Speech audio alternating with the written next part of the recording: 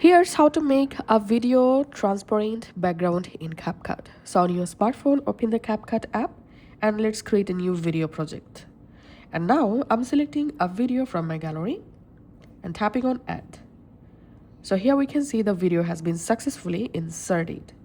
Now it's time to make this video transparent background. To do that, we have to remove background. So select the video clip in timeline. Once the video clip selected, in this bottom menu, you have to slide to the left side and you have to tap on Remove BG. And then tap on Auto Removal, and this is a premium feature. And in just a few seconds, CapCut will automatically remove your entire video background. And now you have a transparent video. Now to export this video, just tap on Export.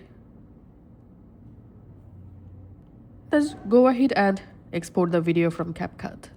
Thanks for watching.